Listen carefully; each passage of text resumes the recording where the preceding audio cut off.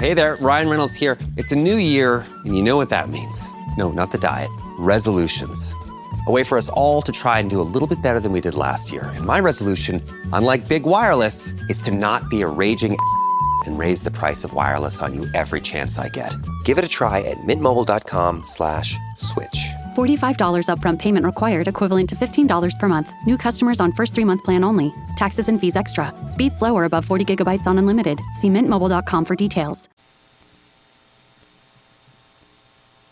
Ladies and gentlemen, boys and girls, children of all ages, you are not going to believe how much stuff I have tonight. I have come here to chew bubble gum and kick ass. And I'm all out of bubble.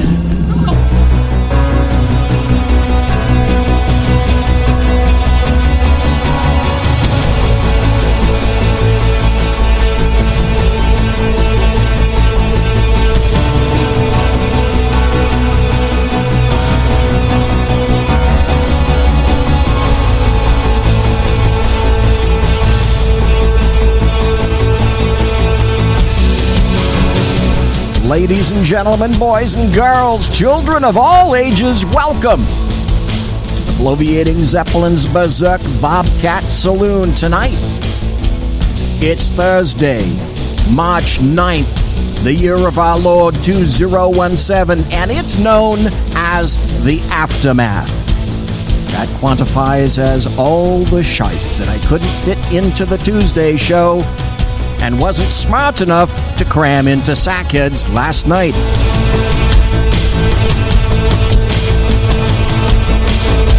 So belly up to the bar. We've kept your seat, and we've kept it warm specifically for Mary Brockman. There is a seat warmer applied to her seat, and we've applied the name in leather red stitching on the back of a seat. Mary, that's how much you are loved here in the saloon.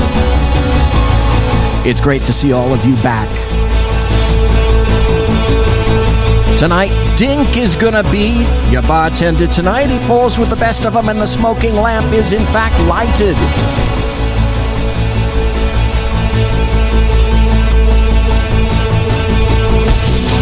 We don't water our drinks, just like we don't water our conversation. Politics, religion, crime, culture, economics, race, sex, science, law. We talk about it all here at the saloon. Nothing is sacred. All that we ask is that you flush the doggone toilet. Please, jiggle the handle. Don't forget to tip your server. In days past, that would have been called a waiter or a waitress. Good to see you back.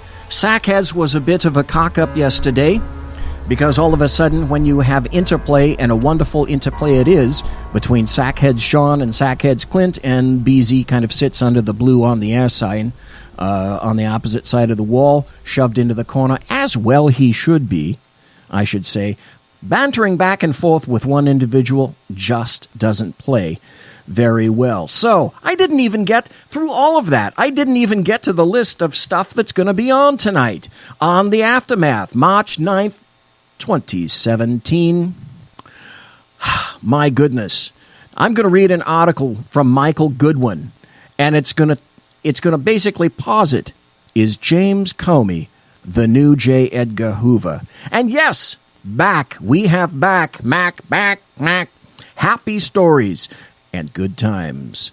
And also a former Obama official, a number of them reveal Obama ordered them to secretly work against Trump. There's an Oregon judge who's did facilitate the escape of an illegal alien from her own court. Then we have, in my opinion, the racist Jorge Ramos of Univision, who is a Caucasoid, by the way, with blue eyes, debates Tucker Carlson. As anyone knows, if you go in unarmed to a Tucker Carlson debate, you're going to be seriously disarmed. And what's Jorge Ramos saying? Oh, that's right. He's saying the United States is Mexico's country and Mexican territory. And then after all that, who is it? Oh, that's right. It's the Democrats who actually love Russia. And if there's time, even after that, because I've planned ahead this time, crossed fingers, crossed eyes, crossed phalanges, crossed tarsals, crossed metatarsals, we might have some information about the EU Parliament, which actually goes all in on censorship. And if we have time for that, which I know we are certainly not going to, did you know that digital assistants are sexist? Yes, that's actually true. But if there's so much, but wait, there's more. There is so much more that on Sackheads Radio last night, we were talking about North Korea and the relationship with Japan. And what Japan came out saying recently is that they're seriously considering going from a defensive army, military, to an offensive. They are considering the protocols of what they'll need to do in order to, if they need to make a first strike on North Korea because of Kim Jong-un, who's a... I don't know how one would particularly phrase up that individual, and I'm using that word kindly, loosely, largely, grandly. But Japan has gotten to the point where they are of sufficient fear that they are considering a first strike option on North Korea, which, of course, has launched numerous rockets recently, and they do, at this point, have sufficient range to target Japan. And their goal, North Koreans' goal, is to be able to eventually target the west coast of the United States. And they're getting there. They're also doing everything they can to fully enrich all of the radioactive fissile material necessary to become a major nuclear power. Now, with that said, a new article just came out in the Washington Post, which kind of throws another element of instability into the mix. The title of this particular article reads, South Korean President Impeached from Office Over Corruption Scandal. From Seoul, South Korean President Park Geun-hye has been impeached, with the Constitutional Court unanimously upholding a parliamentary vote to eject her from office for her role in a corruption and influence peddling scandal.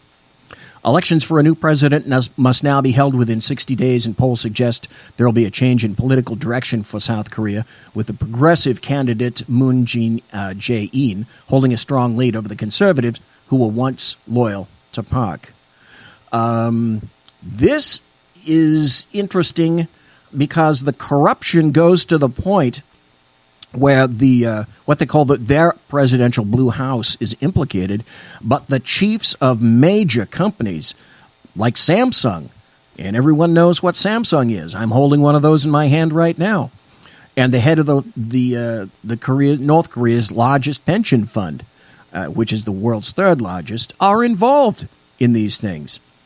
And with that instability now occurring in South Korea and North Korea on the brink, so to speak, this is occurring at a very bad time because of the high tensions in both Koreas.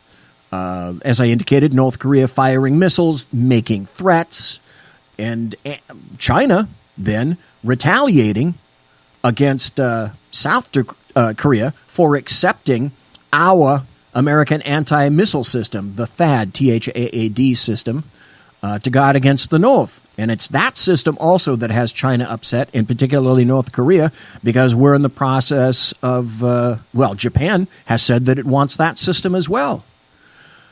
So that's one particular incident that's occurring that's incredibly important. But it dovetails with what we were talking about last night. Then there was another article that I just read on hotair.com, which says, and now you tell me if you think that this is true. I'm just going to throw it out into the ether and see what you think.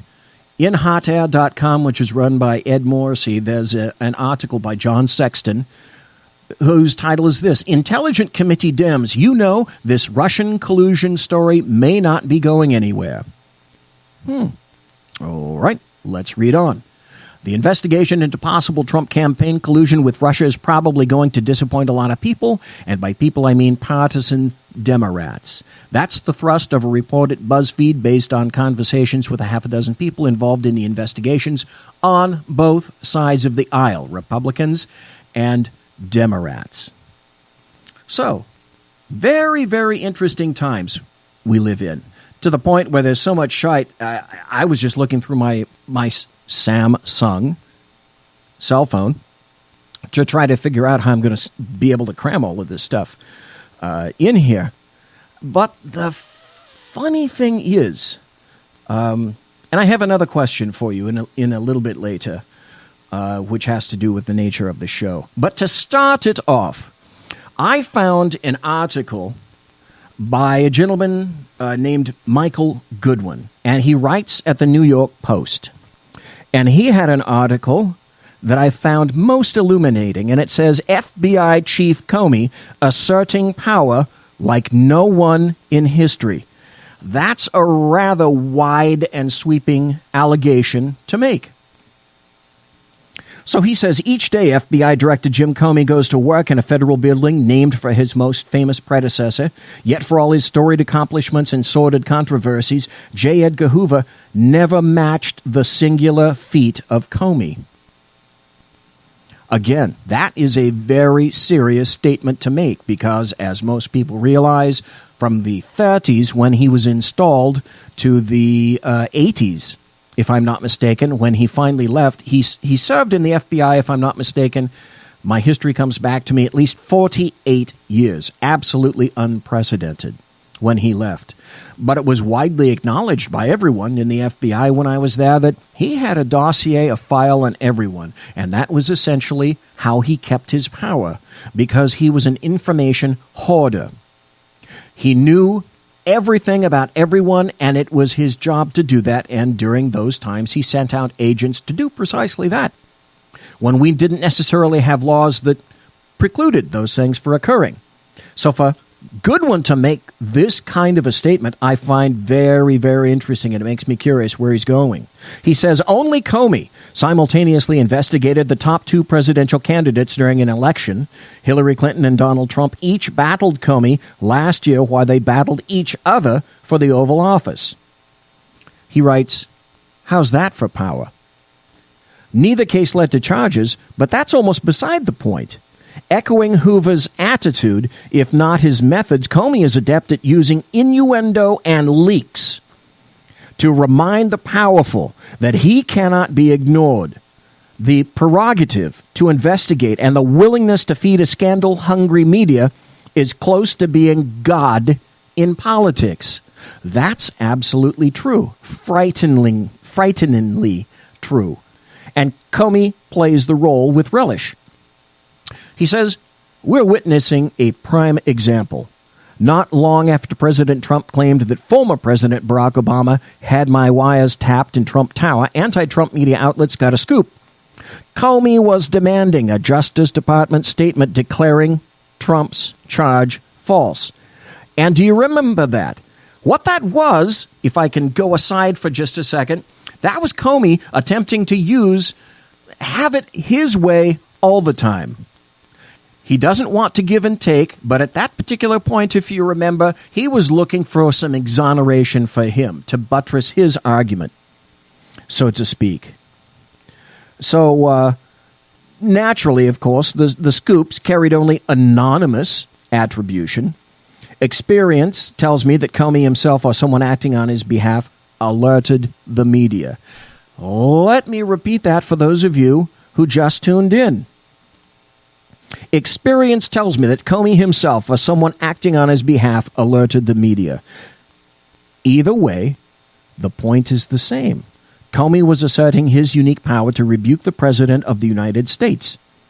A Justice Department statement never came, but no matter, Comey made his feelings known and paid no price for it. And that's the important part. President Trump is paying a political price for what he's doing on a day-to-day basis. Hell, an hour-to-hour basis. Goodwin is making the point that Comey has not had to pay any price for that. And as a matter of fact, a statement made yesterday, and this just came to my brainulus. He was speaking, and I can't remember exactly where he was speaking, but he was saying, and by the way, I plan to be here for the next 6 years. Stop. If you were listening to Sackheads Radio last night, we were discussing James Comey, and you found out, and I already knew because I went there, that an FBI director is appointed by the president and serves for a 10-year time. It's not a lifetime appointment like SCOTUS, that sort of thing. It's a 10-year terror.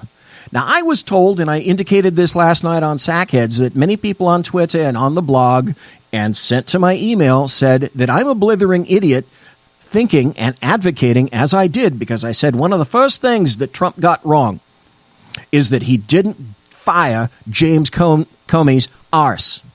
James Comey doesn't know, in fact, his lawful arse from a hole in the ground, and made one of the worst decisions possible when he didn't recommend Hillary Clinton for an indictment, or at least to move over to a grand jury, or at least assemble the damn case and ship it over to the DOJ. That's his job. It's not to declare guilt or innocence. That's for another person, another realm, another venue. His job as FBI director is to manage the overall ship of the FBI, package things together, line up all the bowling pins in order, assemble the case, put it in a box, and ship it over to DOJ and let them do what they do next. James Comey refused to even do that for the Hillary Clinton investigation when all the information, my God, I talked about at length about all the crazy things that weren't done during the during the Hillary Clinton investigation. So he has shown me time and time again that his thinking is flawed / brain glazingly, stultifyingly political in nature.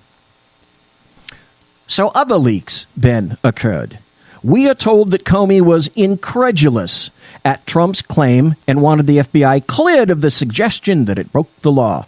Another source was quoted as saying that Comey felt that institutionally he's got to push back on this. So remember, he wanted something for him. Now he's got to push back. So people are saying this. Michael Goodwin writes, the episode was classic Comey. Once regarded as an independent straight shooter, his career increasingly resembles the end of Hoover's. The end of Hoover's career was when he was manipulating power left and right to the best of his ability possible. Comey's aggressive self-righteousness makes him bigger than the institution he leads, and everybody in Washington knows that crossing him can be dangerous to your career. Stop. That's the center point. That's the fulcrum of the entire article, which is why I'm bringing it to your attention. And again, that's an amazing statement to make. Comey's aggressive self-righteousness makes him bigger than the institution he leads, and everybody in Washington knows that crossing him can be dangerous to your career, as it's already been proven. Stop again. When we were discussing things like this in Sackhead's show last night, on Wednesday night, Sackhead's radio show, one of the things that people were saying is that what I'm alleging is that Trump needs to fire and remove Comey, that's illegal. It can't be done. Absent an impeachment vote or a congressional vote, the FBI director cannot be removed. And I found some statutes that indicated, and I can post them later. I don't have the ability to do that now with 3 laptops looking at me in a board. But I don't have the ability to do that now. But I found information to indicate that is false. The President of the United States, Trump, Bush, Obama, doesn't make any difference, has the power and the authority to remove the FBI director at any point. The director essentially serves at the whim of the President of the United States. And so that can be done. And that's the exact same thing that I advocated for quite some time ago. And I said quite unequivocally, January 20th, middle of the day at 12:01 a.m., Trump should have fired Comey immediately. If for no other reason that he was proven that he was a craven coward, he makes improper lawful decisions, and predicates much of what he does on his own political arse. In other words, James Comey, once revered as a strict constructionist, so to speak, and an overall great guy in the FBI, now what he does is he sticks up his index finger and checks for the prevailing nature and the vortices of the political prairie winds surrounding him. And then that is how he makes his decisions. So we all know that Hillary Clinton's team blamed him, well, hell, everybody else, for costing her the election. So whatever the merits, his probe of her handling of classified material was marked by numerous damaging leaks and then a crass assumption of others' authority. And that's what Goodwin wrote, and that's what I wrote, and that's exactly what I meant. He assumed authority not delegated strictly to him. He stranded out of his boundaries. His job is to stay in the legal lane. White Mamba, I'm sure, knows a great deal about this. Staying in your lane, not assuming the authority of other people, not doing other people's jobs. And then Loretta Lynch, if you recall, at the time, the Attorney General at that point, essentially made the statement that said, James Comey, I'm giving you all the authority here. It's on you. And his decision was, fine. It works out best for me and obviously for you. He didn't say this out loud, but that's what I'm thinking he thought. That I'm just going to kill the whole thing right here when all is said and done. I'm not going to ship any information over to you because I'm not looking for a grand jury, any kind of an indictment, or even a ham sandwich at lunchtime. After Attorney General Loretta Lynch recused herself from the case because of a private meeting with Bill Clinton, Comey made, if you remember, the highly unusual move of calling a press conference to recommend that no charges be filed, saying no reasonable prosecutor would take the case. I know a little about the law. My first initial response is, you know what's coming, don't you? Smile when you say it. Bullshit. That's not true. That's not what a reasonable prosecutor would conclude. So, as Goodwin writes, highly debatable, but his timing was politically convenient. It came just hours before Clinton joined Obama on Air Force One for their first joint campaign appearance. I'm going out of school here for just a little bit, and Goodwin didn't write this because all they were doing, don't you know? All they were doing is talking about their grandchildren and showing photographs. I'm sure that's all they were doing. That was a complete coinky-dink, their meeting right there. But wait. Yet Comey wasn't done making news. He called Clinton extremely careless. Oh, wow, what a wound. What a shocking wound. I'm sure she bled for hours after that. He called Clinton extremely careless and said she lied to the public repeatedly. Well, that part was true. Later, he reopened the investigation over Anthony Weiner's emails. What a cock-up that guy is. And then promptly closed it before the election. And so Trump is now getting similar treatment. Some days Comey gives and some days he takes. Whatever we know about investigations into whether Trump's campaign collaborated with Russia during the election is only because of leaks, many of which come from the FBI. That's Michael Goodwin writing that line, that sentence, in the New York Post in yesterday's article. Whatever we know about investigations into whether Trump's campaign collaborated with Russia during the election is only because of leaks, many of which appear to come from the FBI. Isn't that interesting? You know, I have a great admiration for Judge Andrew Napolitano, and he was just a bit prescient when he was speaking here on the Fox News channel, and he happened to make this comparison.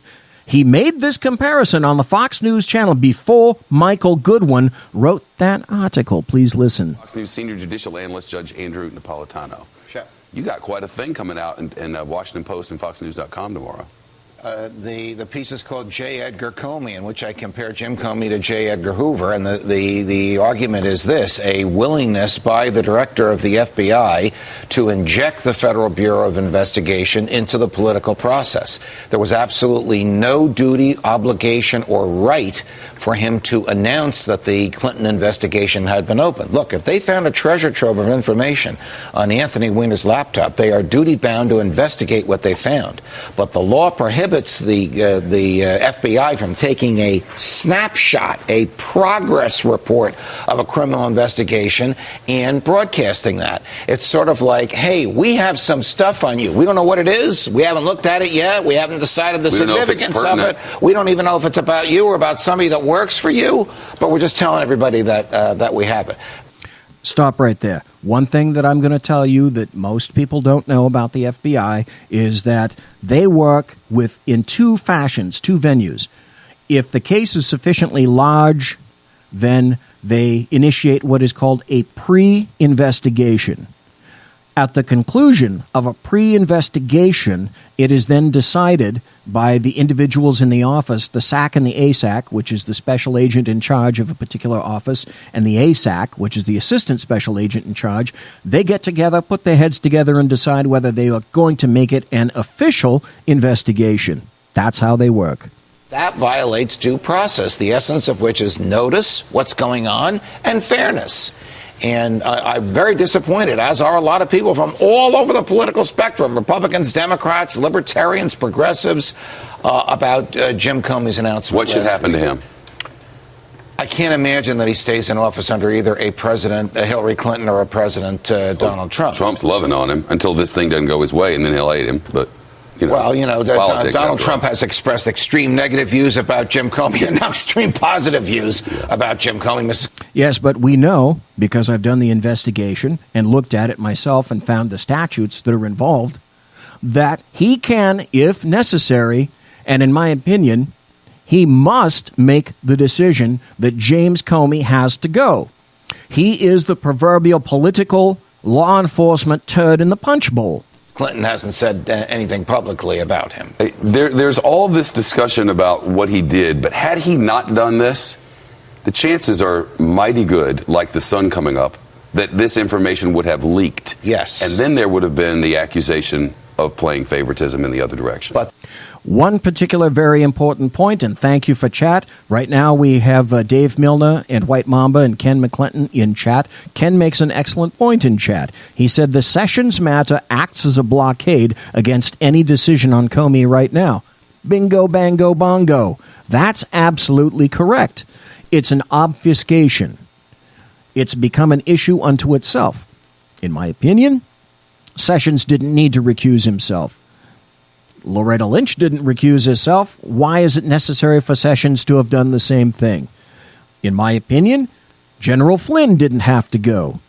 It's alleged that he lied to Vice President Pence. I've heard nothing immured in brass on that. I think, in my personal opinion, they jumped the gun on that and didn't have to go there. So, Ken, I think that's a rather insightful comment on that. The FBI doesn't work for the Congress, right, and the FBI is not supposed to be transparent. It's also not supposed to make legal judgments about whether or not a prosecutor would take a case. It gathers facts in secret. It presents those facts in secret to the Justice Department, and the Justice Department decides, are we going to go to a grand jury? Are we going to indict? Or is this not a case worth pursuing? And is this something the public needs to know about? Exactly. That's my damn point. That's what I was saying all along. James Comey did his job, allegedly, air quotes, and then decided that he was going to go and do Loretta Lynch's job, the likes of which she was happy as hell for him to do.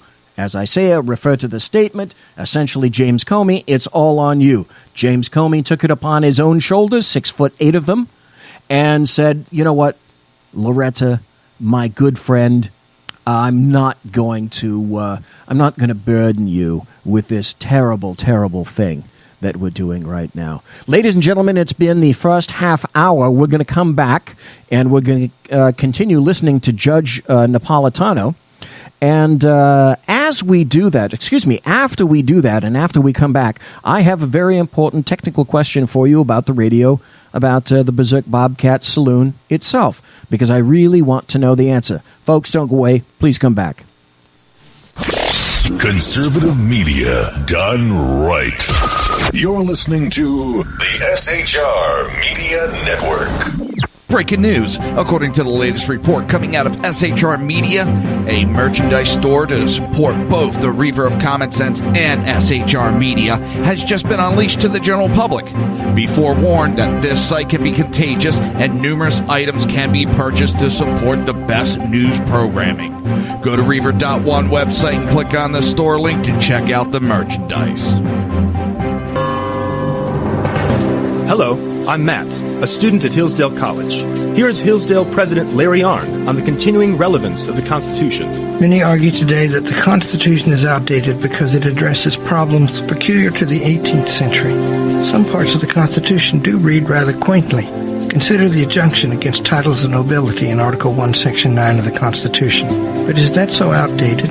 The purpose of the injunction is to prevent the government granting special privileges to some for partisan reasons. This strikes at the heart of the rule of law. The crony capitalism so common today is a place where the government bestows favors and tax dollars on some businesses to give them a leg up over others. This is exactly the kind of thing the Constitution was meant to prohibit. The Constitution is not so outdated after all. This Constitution Minute was brought to you by Hillsdale College. To join the national conversation on the Constitution, go to constitutionminute.com. Times are dark. The people misled by corrupt politicians, lied to by establishment media, and deceived by the false messages of Islam. A nation in confusion needs a guide. It needs a man with a cane. I'm Dave Milner. Join me on Spreaker, SHR Media, High Plains Talk Radio, Live Rebooting Liberty, and YouTube for a unique brand of commentary on the unpleasant blind guy. Because truth is not always pleasant. In a world controlled by corrupt politicians. You got a business. You didn't build that.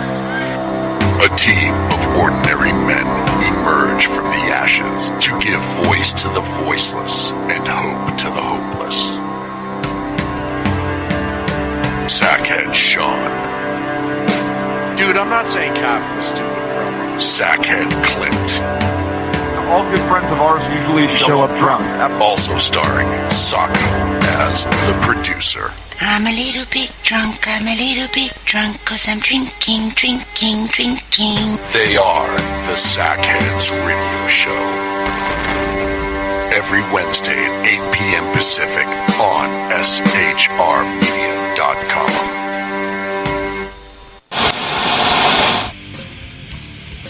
Beware, the Jersey Takeover is here. Every Monday through Friday, 11 a.m. to 1 p.m. Eastern Standard Time. You can catch the Reaver of Common Sense Show, hosted by Jersey Joe, right here on SHRmedia.com and HighPlainsDailyNews.com. Only Jersey can deliver hell like no one else, so consider this your fair warning.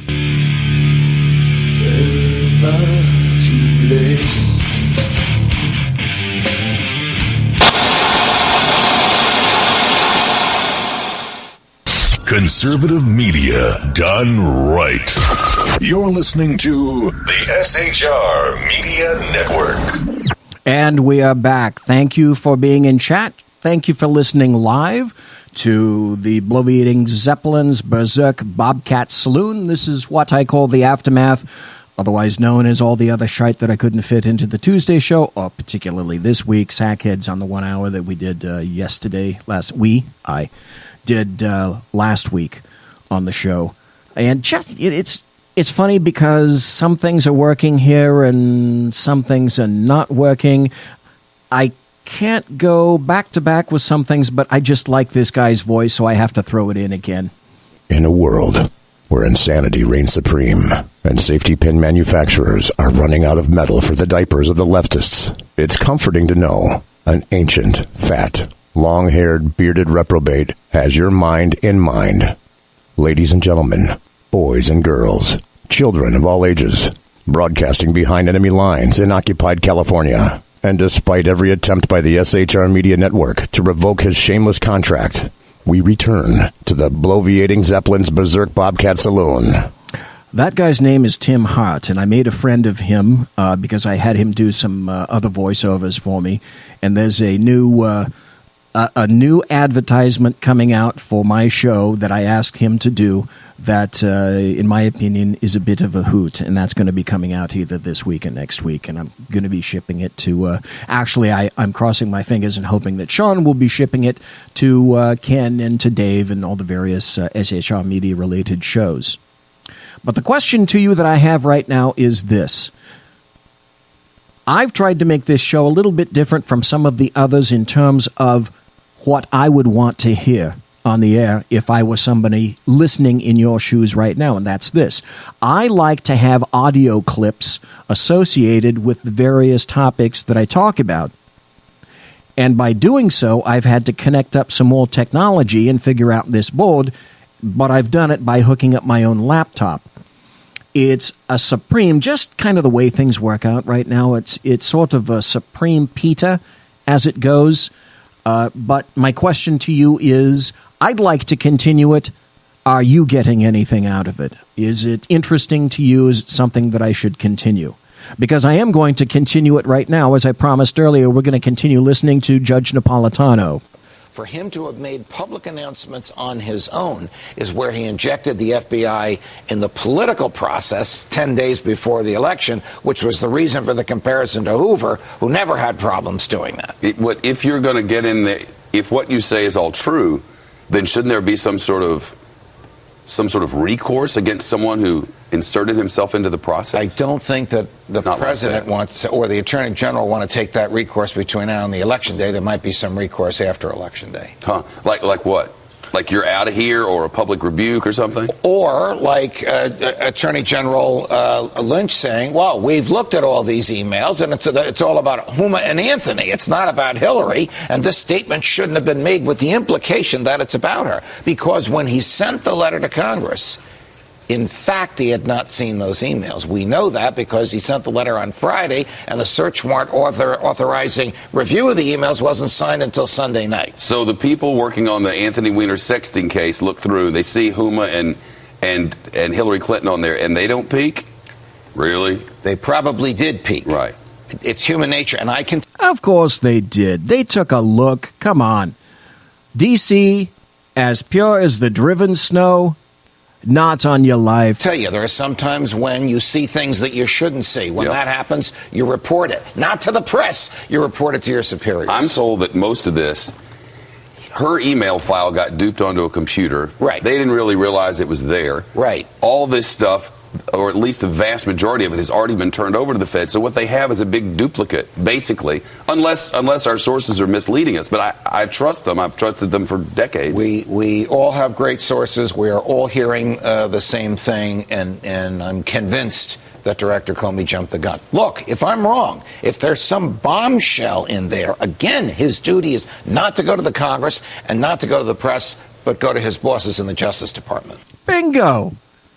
Again, as Judge Napolitano emphasized, and I stated as well, because I had to work within the system, we all, theoretically, hopefully, know what our jobs are, do our jobs, and do what I call staying in your lane. You don't do the job of the other individual for them.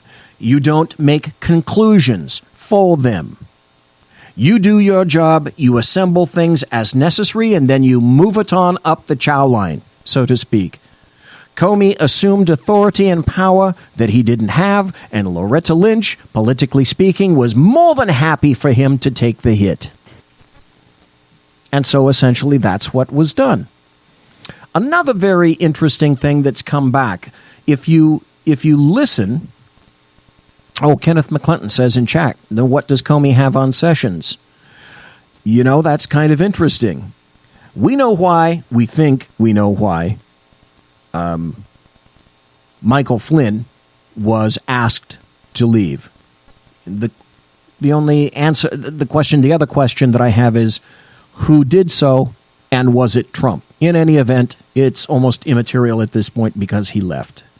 Did he, in fact, lie to Vice President Pence? Did he proffer all the information? I don't know. I don't yet know. Now, Ken says, what does Comey have on Sessions? That could be an excellent point. I don't know the answer to that.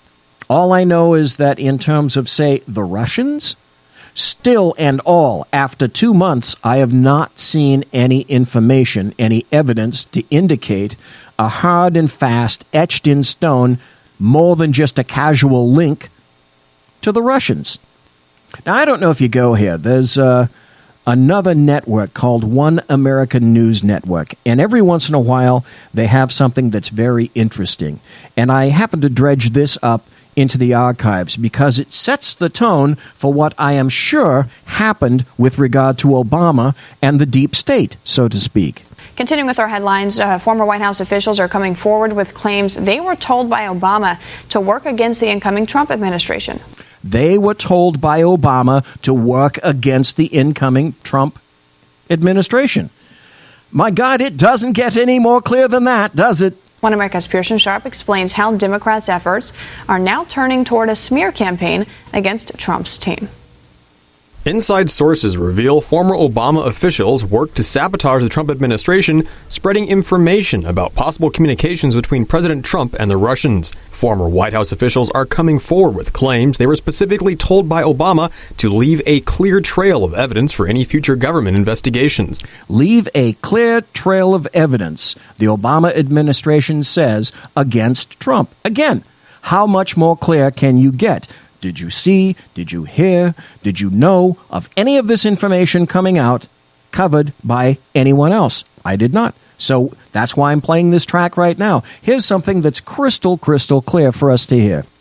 An intelligence official also confirmed that in his last days in office, Obama was determined to keep the Russian issue alive, circulating the data as widely as possible. Intelligence agencies were told to keep reports at a low classification level, making them available to as many government workers as possible. Now, if you remember from your recent news, that was true. That has been on the news, that just before he left, Obama instigated a new regulation, new law, basically, an order, I should state, saying that certain things could now be declassified to a lesser level, meaning they can be more readily and easily leaked for political purposes. Officials were also instructed to ask specific questions during briefings, then archiving the answers so they could be accessed later. Democratic leader Chuck Schumer is joining the effort to discredit Trump. The president's pick for Attorney General is the latest target by Democrats who accuse him of affiliating with the Russians. Last night, when I read the revelations regarding Attorney General Sessions' contact with the Russian ambassador and his decision to mislead Congress about those contacts, I felt a knot in the pit of my stomach. Schumer claims the Trump team is working hard to cover up its supposed ties with Russia. Attorney General Jeff Sessions says this simply isn't true. It's believed these efforts are directly linked to the resignation of Trump's national security advisor, Michael Flynn. Exactly. Couple of interesting points here. Dave Miller in chat says, Ken, that's what I've been saying about Comey all along. It's got to be the guy's got some blackmail material on people. And then also from the in reaction to the audio that I've been playing here, the translation meaning workers so inclined could pass that information on to the press, as they've been doing. President Trump has called the leaks criminal, saying they must be investigated. I think it's very, very unfair what's happened to General Flynn, the way he was treated, and the documents and papers that were illegally, I stress that, illegally leaked. Flynn's conversations with Russia's ambassador to the U.S. were reportedly intercepted under the Foreign Intelligence Surveillance Act. However, it's very difficult to get approval for a FISA, especially on private citizens, such as Flynn was at the time of the call. The question then becomes, how many of these phone calls were intercepted and recorded by the Obama administration, and why? If Obama's team was behind efforts to sabotage Flynn, it's likely other members of Trump's administration had their calls recorded as well. Pearson Sharp, One America News. I find that very interesting, that back when this came out, which was late in February, this report came out from OANN. And now with that in consideration, we can see the relationship, the dovetailing of this just a little bit earlier to what's going on now. If I have the time, here's what I think I'm going to do. Also, White Mamba makes a very interesting point. And because I have the flexibility to be able to do so, but I can't continue to talk and look at my reference material and whatnot, at the top of the hour, which is about 15 minutes from now, during the break, I'm going to cue up the Mark Levin audio that he apparently, and I have not yet heard this, I must admit, but White Mamba continues to insist that Mark Levin's typification of what occurred with regard to Obama and the leaks, etc., and the spying on the Trump campaign, he says he assembles it and puts it all together, and I'm going to have to go with White Mamba. So at the top of the hour, I'm going to look for that particular cut, that audio cut. I'm going to line it up when we come back after the break at the top of the hour, 9 o'clock Pacific, midnight. Oh, my God, you guys that stay up to midnight on the East Coast. Oh, holy moly. Anyway, after the break, I'm going to play that, and it'll be for the first time for me, and perhaps many of you have already heard of it. There's another interesting case that came out. And again, doesn't it seem to you like a lot of the ridiculous crap that comes out from the state of Oregon or Washington? In this case, again, it happens to be from Oregon. Headline: Oregon judge who allegedly aided illegal alien criminal escape, ICE agents exposed. A court officer with the powers of a judge in Oregon, who federal officials claim helped an illegal alien drunk driver escape, being detained by immigration officials, has been identified. On Monday, Breitbart News reported that a judicial referee at Portland's Multnomah County Courthouse was accused of interfering with the apprehension of an illegal alien who had appeared in her court on a drunk driving charge. But you see, if you're a leftist, that's in perfect keeping with you. But now these people, and I point to the robed individual over here, these people are supposed to be impartial, and mostly they are keepers of the law, the rule of law. As anybody that has worked within the criminal justice system knows, the judges are there are the triers of law, and there's the triers of truth. In other words, the judge's job is to keep the court case going in terms of the law, have the law injected, and make sure that the case is conducted according to current laws. The finder of facts is the jury. It's the jury's decision as to whether or not X, Y, or Z is guilty.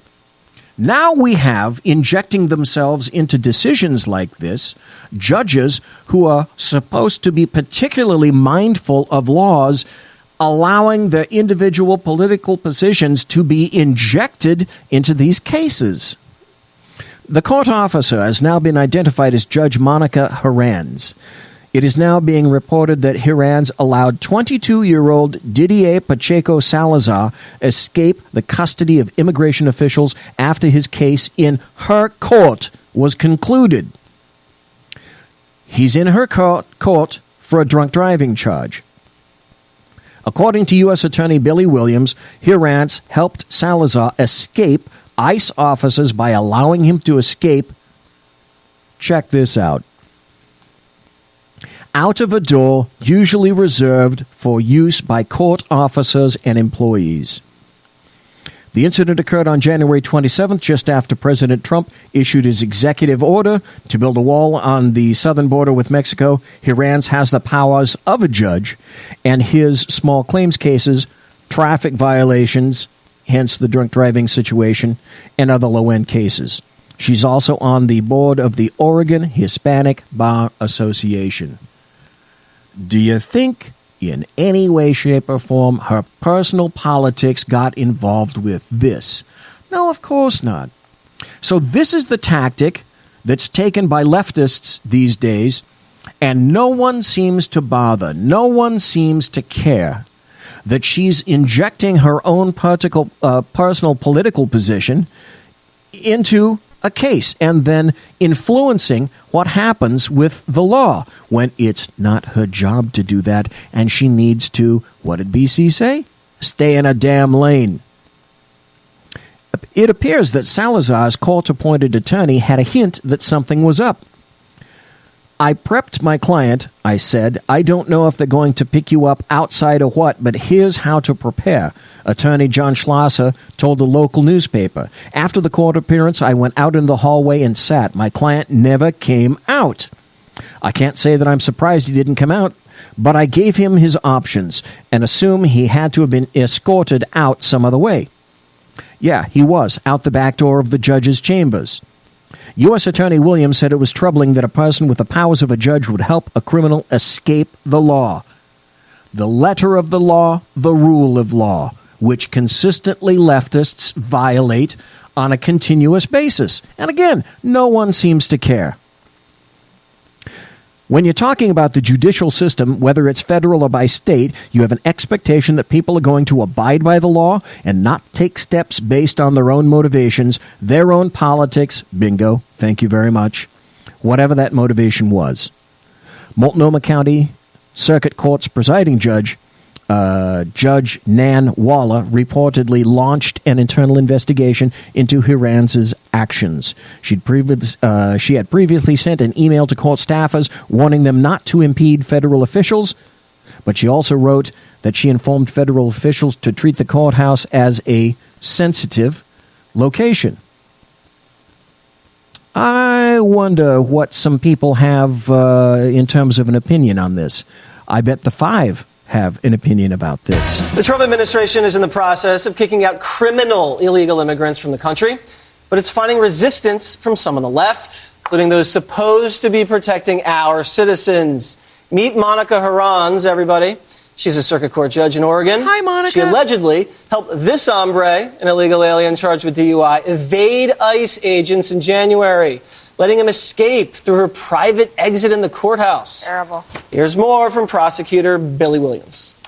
Obviously, he was allowed to exit the courtroom and the facility through one of those doors without being detected by the ICE agents. The judicial system, whether it's federal or state, you have an expectation that people are going to abide by the law and not take steps based upon their own motivations, their own politics, whatever the motivation was.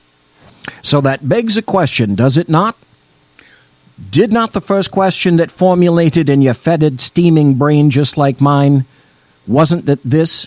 If she would do this for a drunk driving suspect, if there was a higher criticality assigned to an individual with whom she sympathized, would she allow that person to escape as well? What if she sympathized with Muslim terrorists? What if she sympathized with people that used guns that came from a poor neighborhood and happened to seriously injure or kill someone? But if she sympathized for, let's say, that particular's background or his or her melanin count, would she have done the same thing and attempt to blend that person into the background and let him or her escape out the back of the courthouse? How far would she go? Which begs the other question, how far would leftists go that are sitting in positions of authority all across the United States in terms of violating laws? ICE says it won't be launching a criminal investigation into Judge Hirans, but her court is doing an internal investigation. In the meantime, she remains on the bench. We reached out to her for comment. She says she's unable to give one. Right. So, Kimberly, two questions. So you're supposed to say Guilfoyle. Guilfoyle, everybody. So good. Guilfoyle. What's going on with this loo? Should we send Waters to pay this judge a visit? Yeah, exactly. No, in all seriousness, Guilfoyle. Yeah. Can she be charged with anything? You should not be mocking the man. I'm not mocking him. I'm flattering him. And no one knows what you're talking about. They do. He's going to ask a question. That is to say, Jesse Waters. He's going to ask the exact same question that Dave Milner just asked or posited here in chat. The lawyer should be charged as well. Can you charge this judge with anything? And another hypothetical question. Yeah. Say she lets this guy out and he accidentally drives drunk and kills someone. Can you charge her with like aiding, abetting, accessory, something like that? No, but clever. I'll go to the first part of your question, which actually made some sense. Okay, so obviously what she's done here is totally improper. She should be investigated. I mean, how outrageous is this that a judge is essentially helping someone to escape? She's violating all the canons of ethics. She should be removed from the bench. Yeah. She should be investigated by the State Bar Association because this is conduct that is completely not in keeping with the canons of ethics and the oath that a judge takes. And it's good that we bring this story up so that people are aware of what's going on in a situation like this. But you do bring up a good point, which is if what happens? He goes out and does something else or kills somebody, etc. I mean, if I were the family members of that person, then I would try to sue her. And she's probably being liable. Juan, are the judges now becoming like sanctuary judges? Like it's like a church, can churches... That's an interesting point that I hadn't thought of. We have sanctuary cities, we have sanctuary schools, sanctuary counties, etc. State of California is a sanctuary state. Now, do we have judges' chambers that are sanctuary judges' chambers? One thing that I'd like to point out, I don't know if everybody realizes or not, Kimberly Guilfoyle, whom you can see all over the Fox News, almost 24/7. Were you aware that she was married to Gavin Newsom at one time? Gavin Newsom here in the state of California is a leftist of the left, an individual that I'm sure he's going to run for governor in 2018. My guess would be he very well could be governor in 2018. Right now, he's the lieutenant governor of the state of California and was the former mayor of, that's right, San Francisco, under San Fran Nan. And the two of them got together numerous times. But can you imagine? Kimberly Guilfoyle, when I found this out, I was absolutely gobsmacked. Kimberly Guilfoyle and Gavin Newsom, that made me cringe. I'm sorry. That's definitely cringeworthy. President Trump says... was just, it was wackalicious. It was kind of wacky. Let in illegals and they give them like safe passage. Is this what's happening now? These far left judges emboldened and resisting President Trump's immigration orders? I think that's exactly what's happening. I mean, that's not good. Well, I don't think it's good. I agree with Kimberly. I think that the judge has a responsibility under law to protect the interest of the court and of law enforcement officials. So I don't think she should be interfering in that way. I don't think that's good. Wait, stop the presses. Did I just hear Juan Williams say that a person in a situation like this should actually be enforcing the law? Again, call me gobsmacked. I really disagree with the whole thesis of this. I mean, you using this word hombre, I mean, that's a Trump type thing. I just think it's a put down of immigrants. And by the way, it's Jesse, Spanglish, Juan. You know what? The reality is that President Obama was trying to get people who had committed crimes out of the country. The difference with President Trump is he's going after people, this guy on a DUI, right? Some people think DUI is a serious crime. Wait. Wasn't it the Mothers Against Drunk Driving, MAD, whom I'm sure they're wondering what the hell is going on when the focus that they had of all the people killed by drunk drivers throughout the United States, do you think they're just a little bit unhappy that now the push is, and now they're minimizing drunk driving?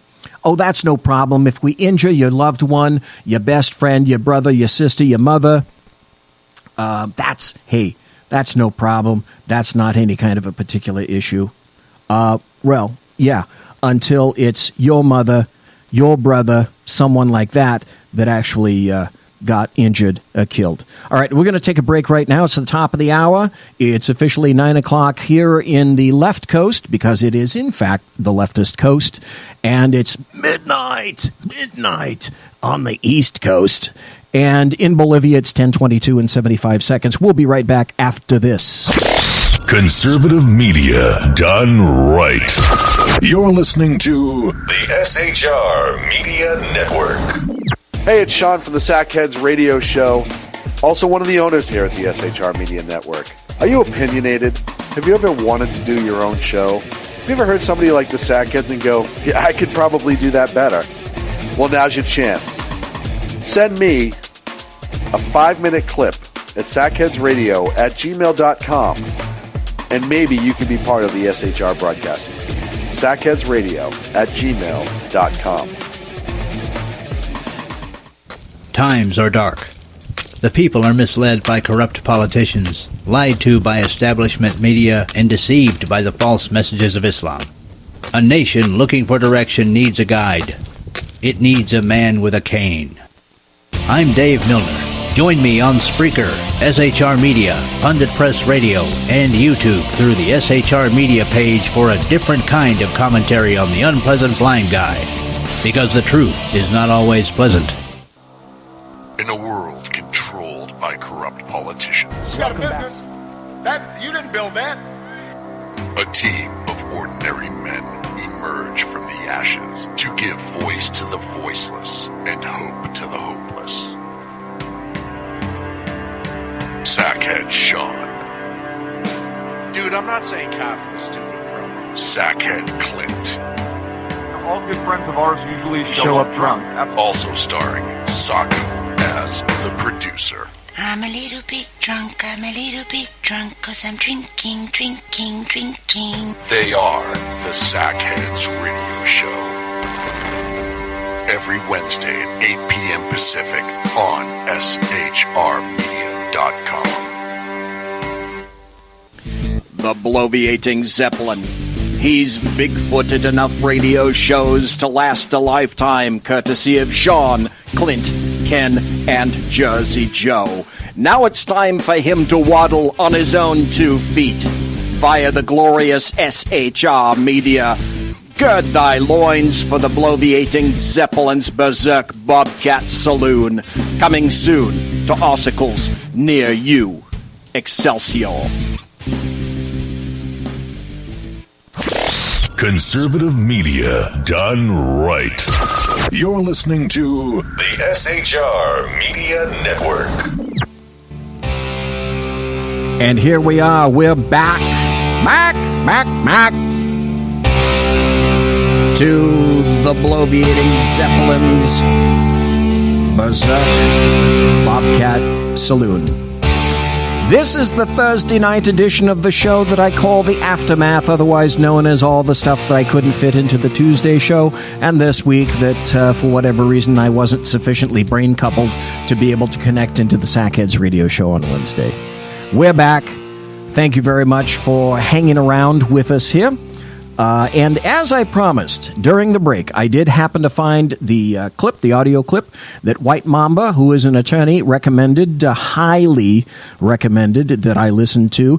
And as I stated earlier, I've not heard this, but White Mamba says this is essentially the finest logical linkage of all of the things that are going together with regard to Trump, Obama, hacking, etc., and that Mark Levin does an excellent job of making all that linkage appear very clear and very plain. Welcome back to Fox and Friends. Joining us now, live from Levin TV studio, is the former Chief of Staff to Attorney General Edwin Meese, a constitutional lawyer and radio talk show host, the great one, Mark Levin, from his hidden bunker. Mark, thank you very much for joining us this morning. On your Thursday evening radio broadcast, you laid out a devastating case about executive overreach of the Obama administration, which many believe metamorphosized itself to tweets that President Trump sent out on Saturday morning accusing potential wiretapping in Trump Tower. We want to give you a case here this morning to lay out what you know about it, and the evidence you have for the potential executive overreach of the Obama administration. Well, pleasure to be here. The evidence is overwhelming.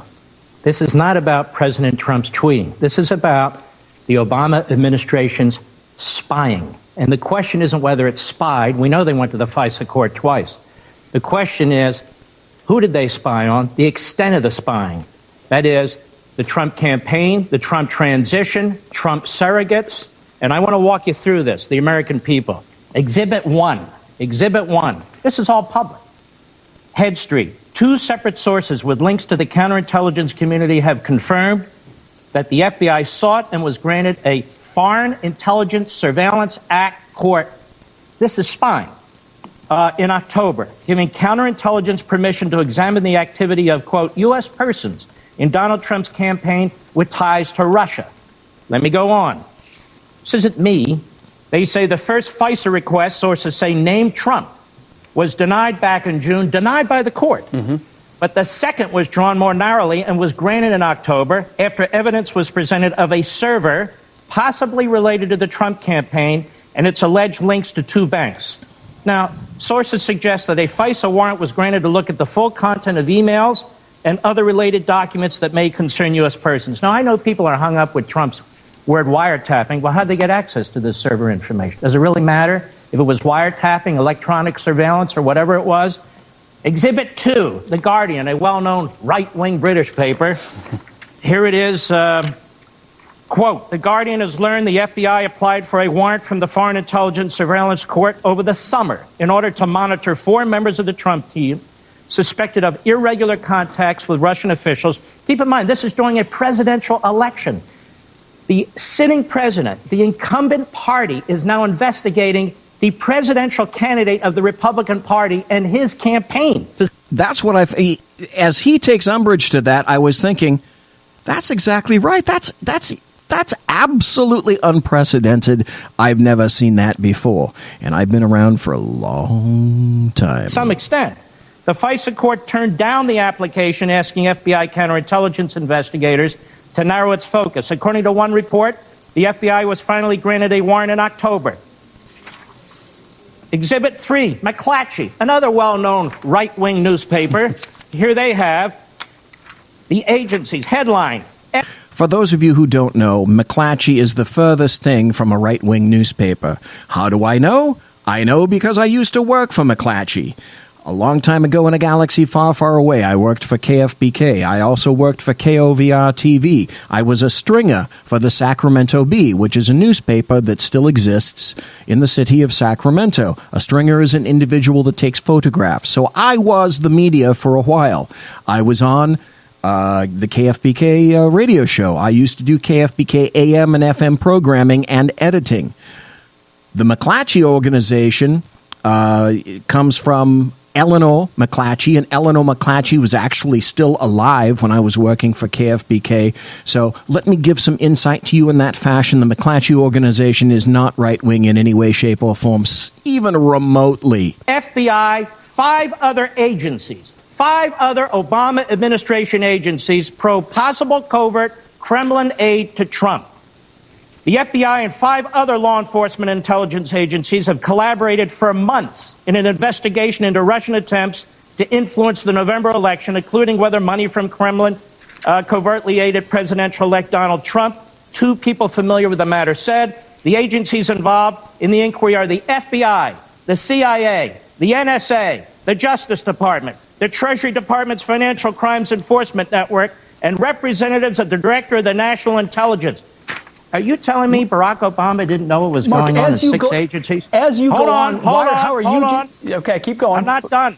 No, that's true. That's absolutely correct. You cannot convince me, because Barack Hussein Obama was the micromanager of micromanagers, and I have been professionally micromanaged by the finest.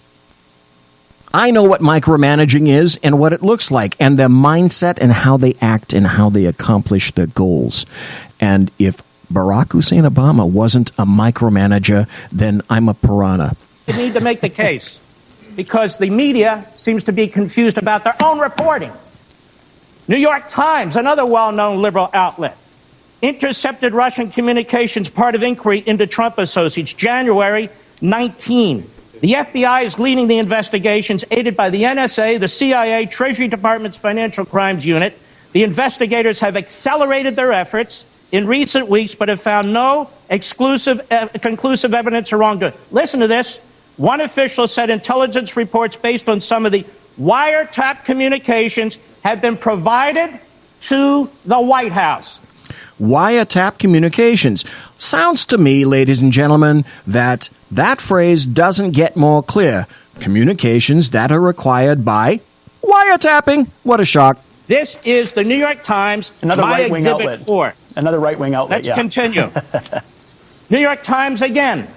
NSA gets more latitude to share intercepted communications. In the final days of the Obama administration, the administration has expanded the power of the NSA to share globally intercepted personal communications with the government's 16 other intelligence agencies before applying privacy protections. Now, why would they do this on the way out the door? Well, March 1, Exhibit 6, Obama administration rushed to preserve intelligence of Russian election hacking. In the Obama administration's last days, listen to this, some White House officials scrambled to spread information about Russian efforts to undermine the presidential election and about possible contacts between associates of President-elect Trump and Russians across the government. Isn't that exactly what OANN was just saying in the audio that I just played? The answer is yes. The answer is Obama did, in fact, lay landmines and tank traps all throughout the administration, from middle manager positions to lower management positions, and some Indians as well, in order to do nothing but undermine and get in the way of the Trump administration. It's clear. I'm not done. Exhibit 7, New York Times. Flynn is said to have talked to Russians about sanctions Trump took office. Well, where'd they get this information? Well, Mark, you know, the FISA court, they're always monitoring the Russian ambassador. And so how do we know that? Maybe they are, maybe they're not. But there's an awful lot of other activity. Sure. Here we have Washington Post. One more. Washington Post, March 2nd. U.S. investigators have examined contacts Attorney General Sessions had with Russian officials during the time he was advising Donald Trump's campaign. The focus of the U.S. counterintelligence investigation has been on communication between Trump campaign officials and Russia. Listen to this. The inquiry involving Sessions is examining his contacts while serving as Trump's foreign policy advisor in the spring and summer of 2016. This has been going on for a year. Well, Mark, now, as you do on your radio program, you lay out a devastating case based on public documents, as you point out, and not right-wing sources, but mainstream left-stream sources. How confident are you that this investigation, which was on so-called Russian hacking, but now the White House says this morning will be broadened to looking into executive overreach, how confident are you they will find something there? I don't know, but they already found something. The issue isn't whether the Obama administration spied on the Trump campaign or transition or certain of its surrogates. The issue is the extent of it. They went into court a second time. They were so aggressive. They waited 4 or 5 months. They go back in October, weeks before the general election. They narrow their request. All of a sudden, we have leaks coming out on Flynn. Then we have a horrible meeting that took place between Sessions and so forth. And I'm telling you, as a former chief of staff to an attorney general of the United States in the Reagan administration, these are police state tactics. Now, what did Barack Obama know? They are police state tactics because you have to ask the obvious questions. And that's this. And I asked these questions last night on Sackheads. How did the media get the information about Michael Flynn in the Trump Tower talking on the telephone? There's only one way to do that, by way of a wiretap. Second question. How was it that Trump's phone call to the Prime Minister of Australia, Turnbull, suddenly became public? It was a telephone call. The job of the White House is not to release all of the telephone calls. How does one acquire the information about the telephone call? A wiretap. Further, they purposely, politically got the information incorrect, saying that it was a terrible phone call and both persons were yelling back and forth at each other. Do the math. Ask the right questions. He knew everything I just read you apart from one or two articles. You know how I know? It's in the newspapers. It's right there. So Barack Obama not only knew this, but he gets a daily intelligence briefing. And let me tell you something about daily intelligence briefings. If your attorney general and your FBI is going to the FISA court to get a warrant to investigate aspects of an opposition party in the middle of a general election campaign, how much you want to bet the President of the United States knew that? I don't want... Oh, what? Are you trying to say, Mark Levin, that Barack Hussein Obama actually signed off on wiretaps? I regaled people on my Tuesday night show with issue after issue, event after event, incident after incident about Barack Hussein Obama's administration in the past 8 years doing precisely that. Read his opinion.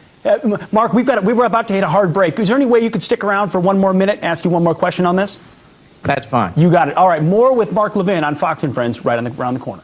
Still joining us live from Levin TV studio, former Chief of Staff to Attorney General Edwin Meese, constitutional lawyer and radio talk show host, the great one, Mark Levin. Mark, I got to tell you, even just in the break, the response has been overwhelming to the case that you laid out, which is devastating. And Abby and I were talking in the break about sort of where it goes from here, right, Abby? Yeah, that is the question, because you laid out your case in this last block. You're very passionate about the evidence that you have. And as Pete said, we have so many people writing us in saying, thank you for speaking your voice. They're right behind you on this. My question, though, how does this play out in the media? How are they going to continue to cover this story? Really? You have to actually ask that question. How's the media going to cover this story? Oh, they'll be fair and equal, won't they? Of course they will. Let me first say, this is the case made by the New York Times, the Washington Post, McClatchy, and the rest of them.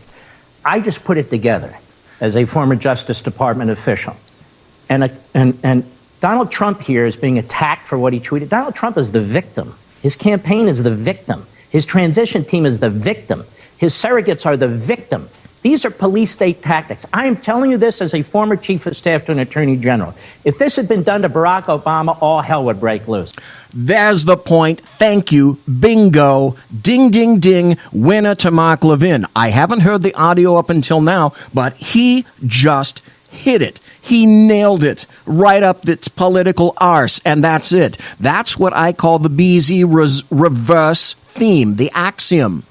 What if something like this that's occurring, say, now to President Trump had occurred to Barack Hussein Obama during any point of his prior 8 years? You'd see the American media maggots going 210 over 190 every hour of every day.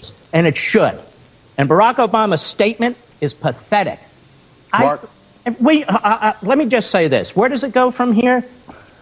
They ought to release both FISA court applications where they sought the warrant. The one in the summer and the one in October. So we know exactly what they were doing. That's number one. Number two, Congress needs to see the daily presidential intelligence briefings over the past year or so. Those are the beginnings of a serious investigation. Number three, for the Republicans in Congress, you control the majority. If the Democrats do not want to assist, and they won't, because I'm starting to think Chuck Schumer and the others are participating in all this cover-up activity, then plow ahead without them. But this is important to the country. We cannot have a sitting presidential administration unleashing 6 federal agencies, intelligence and law enforcement. I don't mean the president personally sitting there and saying, you know what, Valerie, let's go get them. Obviously, the Attorney General and the FBI were involved in this. This is how you get a FISA court application prepared and submitted. But see, here's the thing, too, that I mentioned before. The President of the United States, whoever he is at this point, sets the tone and the nature for the entire administration. and there can be condemnation and tacit condemnation, and the people that work for Barack Hussein Obama know what they can get away with and what, sub rosa, Barack Hussein Obama actually wants his cabinet, his administrators, and his managers to accomplish. That is to say, his goal. What's his goal? Leftist in nature. If that's the accomplishment, if that's how it gets done, then Barack Hussein Obama is equally as responsible for that as would Donald Trump for most anything that occurs in his administration, because that's how the Democrats would frame it. Do you think former President Obama was involved in this? And if so, how much was he involved? I'm not Nostradamus here. I just think that we ought to find out. But I will tell you this. He's more involved than he says. I mean, it's his executive branch. It's his Justice Department. Mine's been the IRS. All of a sudden, the IRS is targeting American citizens. I don't know anything about it. We have reporters, including James Rose in the AP, where the Obama administration did more investigations of reporters than any administration in American history. Stop. Listen to that. The Obama administration conducted more investigations into reporters than any other administration in history. Yet, the corollary to that is every one of the American media maggots, which is what they truly are, dying in nature and feeding off the dead, every one of them still support Barack Hussein Obama. His popularity rating in terms of personally was great when he left. His actual ability to have produced something was just about -0, -3, full, 10, etc. The same person that the American media maggots support, this is how daft they are, is the same individual that conducted more investigations against them, James Rosen, hello, than any other administration. Quite capable of these things. But it doesn't matter. We want to know what took place, and there ought to be public hearings on this stuff, too. I agree with the Democrats. Let's get to the bottom of this. So join me. Join us. This is the public record. Yeah. It's the newspaper of record, the New York Times. Let's go. Mark, there's another aspect of this when you mentioned Chuck Schumer a moment ago. He's been trying to block as many Trump nominations as he can and slow the process. And we had J. Christian Adams, a former Justice Department official you probably know well, on a couple of hours ago. And he was pointing to something very important here, which is now that Jeff Sessions has recused himself, the person in charge here is going to be a career bureaucrat. There'll be career bureaucrats. He said the swamp won because you have people inside justice, some maybe who have been trying to undermine President Trump, who are now in charge of this investigation. And the chances of Chuck Schumer and the Democrats in the Senate, confirming the nomination of the Deputy Attorney General, a Trump loyalist, now seems nil. That's an excellent question. By the way, did you know, ladies and gentlemen, that there are still 2 cabinet positions that have not been okayed because the Democrats keep throwing interrogatories back at them time and again? The delay is not necessarily because of the people that are being interrogated. It's because of the constant reversal back and forth on these interrogatories. But you're not hearing about that, are you? So they have seized control of this investigation, haven't they? They not only did that, they have squirreled their appointees into the bureaucracy, and they're buying more and more time to do that. Okay, then recess appoint a Deputy Attorney General. Do that. Say, okay, I'm recessing appointing so-and-so as Deputy Attorney General of the United States. And then stop. That's what I recommended about 10 posts ago last week, March 21st. When everybody goes away, here's what must happen. Recess appointments. March 21st. Keep that date in your brainulus, in your Mach 1, Model 1 brain housing group, your wheelhouse. What President Trump needs to do is make all the rest of his appointments in recess. And the Democrats are going to howl. And who gives a fuck if they howl or not? Because even if Trump does everything the Democrats want, they're still going to howl at him, so screw them. Then, because Attorney General Sessions recused himself from matters affecting the Russian investigation and so forth, then the Deputy Attorney General who is recessed appointed is the acting Attorney General for the purposes of an investigation related to this. So Christian is right. He served as justice in the Civil Rights Division. I'm right. I served as Chief of Staff. I know exactly what's going on. He knows exactly what's going on. And the administration needs to respond. Well, Mark, you laid out a devastating case. We know now why they call you the Great One. Ladies and gentlemen, Mark Levin, thanks for joining Fox and Friends this morning. We appreciate it. Good to see you. Thank you. That was a good cut. White Mamba, thank you ever so kindly for recommending that. Mark Levin assembled that in a way that I think is essentially unassailable. And that's this. Using the publications of the major leftist newspapers, information that's already in the public, in print, and he did the job of the assembly and the filtration of it, and then placing it all in a logical, cogent, chronological order. That's why that was an important video. White Mamba, again, thank you very much for that. But wait! There's more, isn't there? Of course there is. I told you that we're going to talk about Jorge Ramos.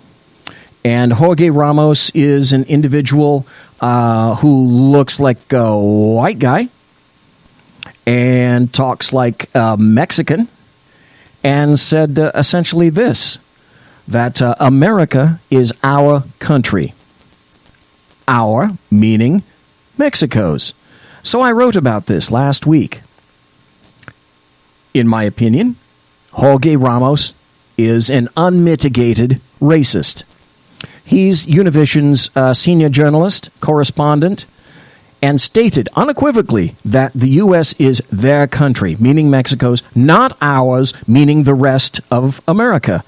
From Breitbart, this headline, Jorge Ramos, America is our country, not theirs, and we are not going to leave. Univision senior anchor Jorge Ramos declared on Friday that the United States belongs to Latino migrants, emphatically stating to a Spanish-speaking audience that it is our country, not theirs. When I went to college in the 60s, there was Reconquista, and we also had Mecca elements on state. And Mecca was an advocate, an open advocate of Reconquista. For those who are not familiar with that, Reconquista means the retaking of all of the rest of the United States of America that used to be freely trampled upon by Mexicans, individuals from Mexico. They believe in the reconquering of the United States of America, and they make no bones about it whatsoever. Ramos took an unusual tack, pivoting from talk of diversity and togetherness into boasts of conquest. Mass immigration, particularly illegal immigration, was a fait accompli, meaning that he said, it's going to happen. Stop. It's what I've said for years, and I'll say it until my dying day.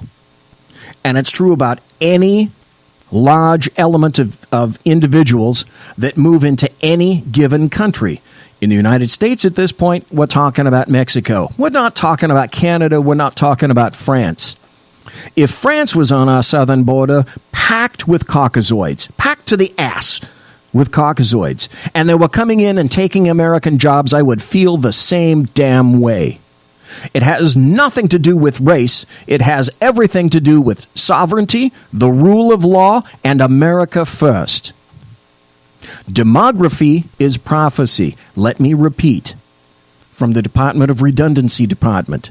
Demography is prophecy, meaning if you get enough people into any particular given region with the accomplishment of a sufficient number of those individuals, that former region is going to look like the area that those people came from. And you can make that argument for Mexicans coming into the United States of America, and you can obviously, the clear linkage is the EU, the European Union, and Muslim refugees coming into the European Union, initially asked for by Angela Merkel. And she wonders why there's a Brexit. And she wonders why there's going to be lots of other exits. There's going to be a Frexit. There'll probably be an Attalexit from Italy. There might even be a Grexit from Greece. When you place too many people in a given location, within a limited power of time, their ability or their inclination to assimilate into that culture is lacking. That is why from 1921, 1924 until 1964, as Pat Dollard pointed out, there was essentially no immigration. Did you know that there was no immigration? Extremely limited immigration into the United States between those years. And that was to let the people that had come in assimilate into the culture, learn the language, which, oddly enough, that's what they did. They did. And it wasn't just the kids that were learning it. The parents began to learn it. And then they became invested in the American culture, which is not the way that things are being conducted right now. We can look to the European Union, to Europe, and we can see the future of the United States if we just open our damn eyes. Ladies and gentlemen, boys and girls, it's the top of the hour, the bottom of the hour. It's time to take a break, and I will be back in a yelling form right after. Conservative media done right. You're listening to the SHR Media Network. Breaking news. According to the latest report coming out of SHR Media, a merchandise store to support both the Reaver of Common Sense and SHR Media has just been unleashed to the general public. Be forewarned that this site can be contagious and numerous items can be purchased to support the best news programming. Go to Reaver.one website and click on the store link to check out the merchandise. Hello, I'm Matt, a student at Hillsdale College. Here is Hillsdale President Larry Arnn on the continuing relevance of the Constitution. Many argue today that the Constitution is outdated because it addresses problems peculiar to the 18th century. Some parts of the Constitution do read rather quaintly. Consider the injunction against titles of nobility in Article 1, Section 9 of the Constitution. But is that so outdated? The purpose of the injunction is to prevent the government granting special privileges to some for partisan reasons. This strikes at the heart of the rule of law. The crony capitalism so common today is a place where the government bestows favors and tax dollars on some businesses to give them a leg up over others. This is exactly the kind of thing the Constitution was meant to prohibit. The Constitution is not so outdated after all. This Constitution Minute was brought to you by Hillsdale College. To join the national conversation on the Constitution, go to constitutionminute.com. Times are dark. The people misled by corrupt politicians, lied to by establishment media, and deceived by the false messages of Islam. A nation in confusion needs a guide. It needs a man with a cane. I'm Dave Milner. Join me on Spreaker, SHR Media, High Plains Talk Radio, Live Rebooting Liberty, and YouTube for a unique brand of commentary on the unpleasant blind guy. Because truth is not always pleasant. In a world controlled by corrupt politicians. You got a business. You didn't build that. A team of ordinary men emerge from the ashes to give voice to the voiceless and hope to the hopeless. Sackhead Sean. Dude, I'm not saying cop for the stupid promo. Sackhead Clint. All good friends of ours usually show up drunk. Also starring SoKo as the producer. I'm a little bit drunk, 'cause I'm drinking. They are the Sackheads Radio Show. Every Wednesday at 8 p.m. Pacific on SHRmedia.com.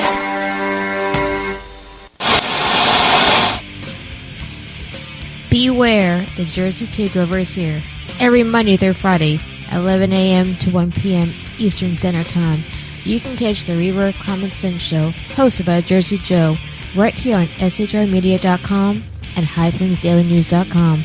Only Jersey can deliver hell like no one else, so consider this your fair warning.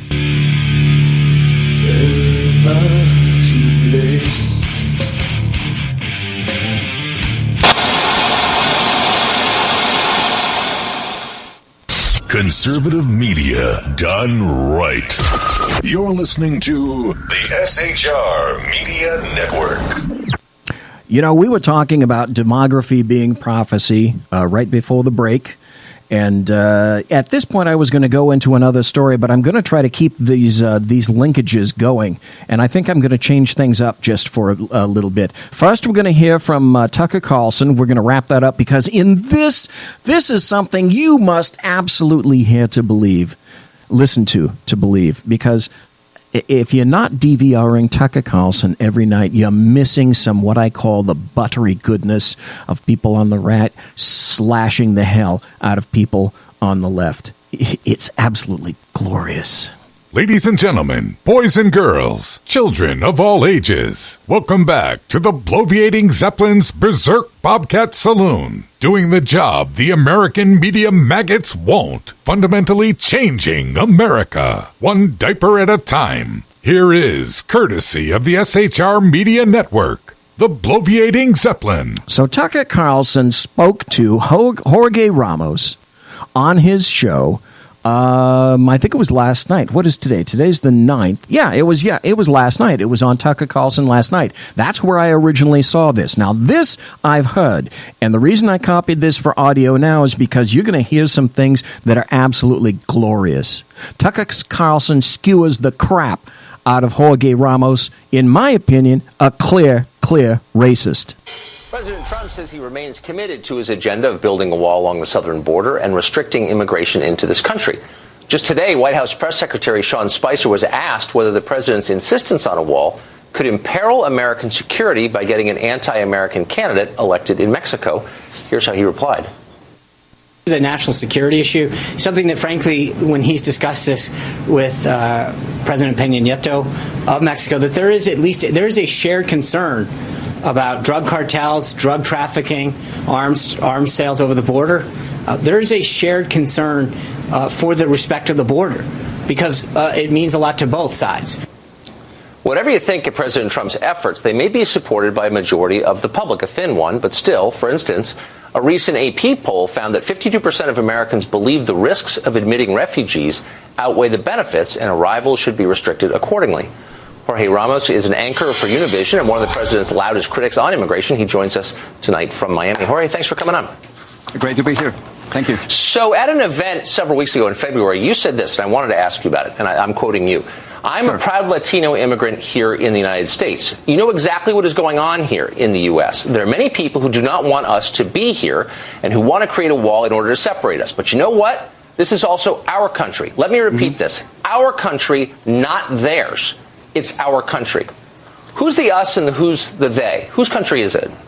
This is our country. It is yours. It is mine. And it is ours. The interesting thing is that with the Trump administration. Gee, that wasn't an answer. Did you notice? That was no damn answer at all. That was an obfuscation. That was move on. I'm smarter than you are, Tucker Carlson. He's about to discover he's not. And many people who support Donald Trump, they think it is their country, that it is a white country, and they are absolutely wrong. This is not a white country. This is not their country. It is ours, and that's precisely what I'm saying. Look, in 2044, in 2044, this country, the white population will become a minority. It will be a majority country. That's precisely what I'm saying. Guess what? In California, old BZ right here, caucasoid that I am a minority in the state of California. That's a shock. Latinos, Asians, African Americans, whites. It is our country, Tucker. Right. Yeah. Well, let me just point out that you are white. Obviously, you're whiter than I am. You've got blue eyes. So, I mean, I don't know exactly what you mean by white or Latino, but let me just ask you. What you missed was the shrug by Jorge Ramos, meaning, okay, you got me there. I am white, but you know what? I can speak Spanish with the best of them, so that makes me better than you are, Tucker Carlson. Again, to explain our country, not theirs. Who is they? Whose country is it not? Well, many people who want to go back to 1965 when there was a white majority. Many people who believe that Latinos and immigrants and refugees shouldn't be here. That's precisely what I was referring to. So it's not their country? Before the election, belong to those people? What are you saying? Well, it's also their country, but it's not only their country. Right, we have to understand that this is a multicultural, multiracial country, and we have to live and be tolerant. And that's exactly what I was referring to. Well, I certainly agree with that. Did you notice he didn't answer the damn question because he knows what Tucker Carlson is specifically asking, and he doesn't want to go there because he knows that Tucker Carlson is correct. Now, I don't want to bring this to race. You did, so I'm going to follow up on that. You have posited yourself as the leader of Latinos, and I'm not exactly sure what that word means. So Latinos seem to encompass, I don't know, German Guatemalans and Italian Argentines and Afro-Cubans and non-Spanish speaking Peruvians and, I don't know, blue-eyed rich Mexicans like you. What do those groups have in common? Was that not the greatest rejoinder that you've heard in the last 2.35 seconds? And rich white people like you. Exactly. Well, what we have in common is that mostly that we come from a region in the world, Latin America. And Right. there are many differences. Many people call them Latinos, many people call them Hispanics. We tend to speak more Spanish at home than others.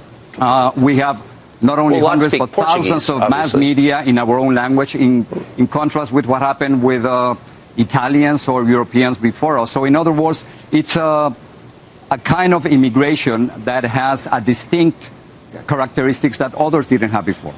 It's word pablum, and he won't answer the damn question. But what is distinct, again, just to be totally clear, if I am a non-Spanish speaking Brazilian, I speak Portuguese, I'm a non-Spanish speaking Peruvian, I'm 100% German, but I live in Guatemala, and there are a lot of them there, as you know. There are also a lot of 100% Italian people in Argentina. There are a lot of African Latin American Cubans. What do they have in common? A lot of them don't like each other. They don't speak the same language. They have very different cultures. I don't understand why they're under one It's heading. not really that complicated. It's simply a matter of a country of origin, either for you or for your family. Again, most of us speak Spanish. Most of us come from Latin America. Us. Tucker Carlson, you should have pressed him on that because that's where you were going. Us.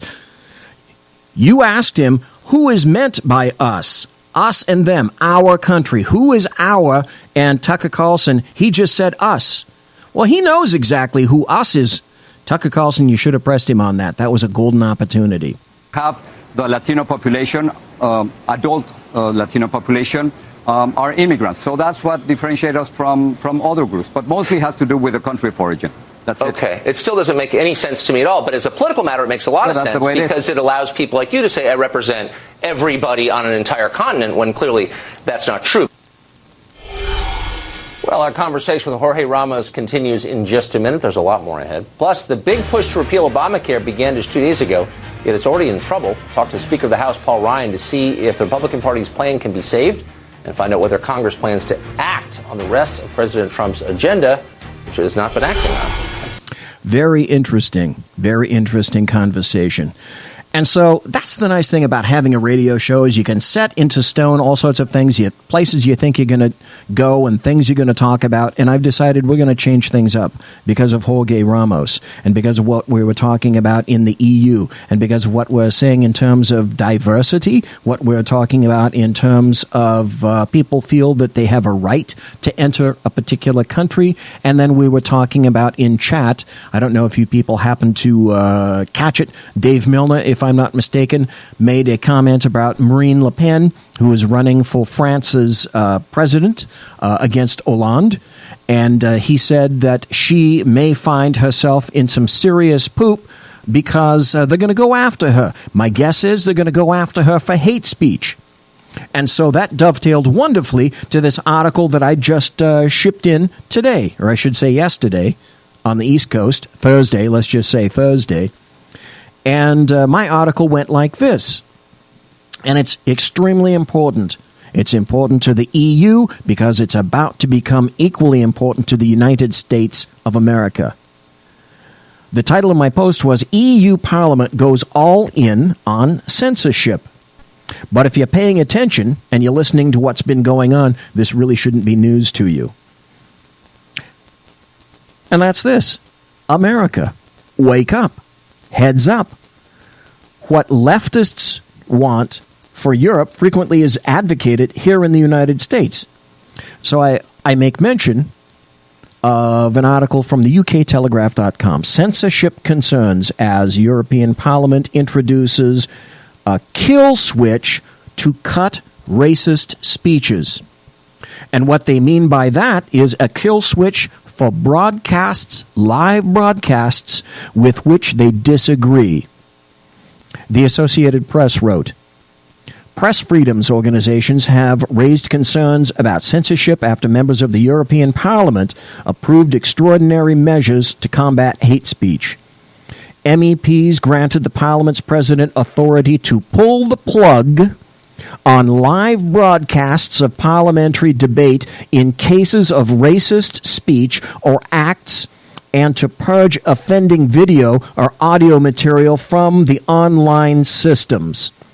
Critics say the rules are vaguely worded and could be manipulated or used as a tool of censorship. Censorship? Are you kidding me? Of course it's censorship. The big question always has been, who makes this determination? Leftists do. So if there's something with which they disagree, not only are they going to stop it, but they're going to cut it out as if it never even occurred. So what they're doing essentially is rewriting history, and they want the bill to continue to say that. Censorship in Europe? Oh, gosh, no. That doesn't happen, does it? This undermines the reliability of the Parliament's archives at a moment where the suspicion of fake news and manipulation threatens the credibility of the media and the politicians, said Tom Weingartner, president of the Brussels-based International Press Association. Facts and evidence. EU journalists have nailed it on this one for obvious reasons that leftists can't see. But some MEPs say nationalistic rhetoric has recently crossed the line of what is acceptable. Again, who determines that? There have been a growing number of cases of politicians saying things that are beyond the pale of normal parliamentary discussion and debate, said Richard Corbett, a British MEP who backed the new rule. What if this became not isolated incidents but specific, where people would say, hey, this is a fantastic platform, it's broad, it's live streamed, it can be recorded and repeated, let's use it for something more vociferous, more spectacular, he told the Associated Press. But this is the quintessential straw man argument, because the EU's installation of this policy providing astounding, shocking power over speech is most certainly aimed not at what they're publicly stating, but bottom line, at speech with which leftist elitists disagree. Like, say, Brexit. They hate that. Or sovereignty. They hate that. Or independence. They hate that. Or any make and manner of speech with which EU elitists agree, it's got to be quashed. It's got to be stopped. It's got to be contained. Like this. Like opposing speech of any kind. So first you have to ask yourself, what is the European Parliament? What it is it's a bastion of leftist elites whose decisions take precedence over the rules and laws of all the client states in the European Union, because under that contract, they've relegated and ceded authority to the European Union, to the EU Parliament.